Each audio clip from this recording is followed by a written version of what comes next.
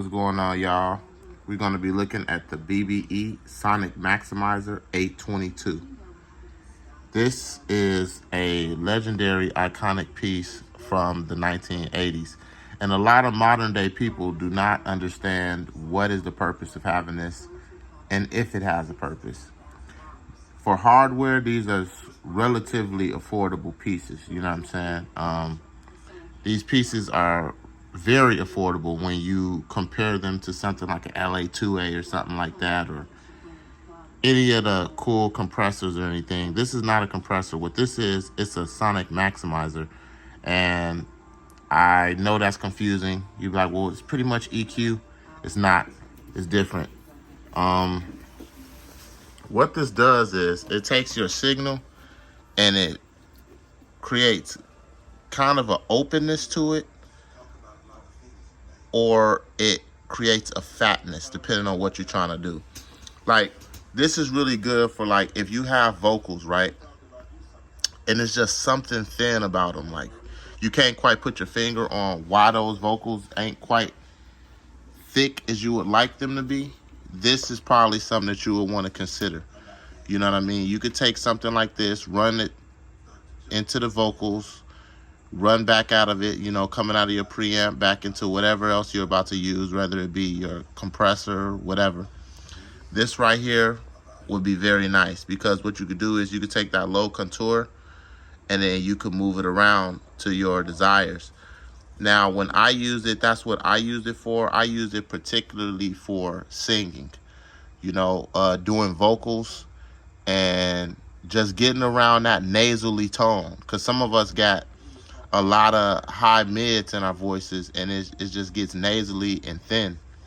This right here would add like a level of thickness and warmth to your vocal without it sounding too muddy. And it's not just for vocals. That's just what I used it for. When I used this was used extensively, exclusively for vocals. Now you got this definition knob, and it does pretty much the opposite of the low contour, right? This is a 2-channel. So this definition, what it is pretty much doing the opposite. So if you got like a dynamic microphone that you want to add some sparkle to, or if you have a very low type of voice signal, and I don't mean low as far as the volume, I mean low as far as tone. The tone is kind of boomy and low. This would add those higher sonics in it. And it is different than an equalizer. I don't know how, but it is. I ain't gonna stunt. It's definitely not the same as just running a plug-in and increasing, you know, some 12K or something like that. This is different. It has a different sound to it, and it's almost like a high definition knob. You know what I'm saying? Like, it takes a signal and creates a sort of openness to it. It's hard to explain. You'd have to use it yourself. But I will recommend this for a vocalist for sure, especially at the prices these come in at. I would definitely recommend them for somebody that needs to make that thin vocal a little thicker, somebody that needs to make that thicker vocal a little brighter, and you don't necessarily want to use EQ. Maybe you're using a dynamic microphone that doesn't have as much definition. This will come in. Now, this piece was used by Eddie Van Halen. You know, Joe, what's the guy's name? Joe Satriani. I don't know if I'm saying it right. You know, but he used it for the clarity and the punch. You know, Steve Vai, VAI, you can look him up. So this was used, like, a lot of famous guitarists really use this a lot. You know what I'm saying?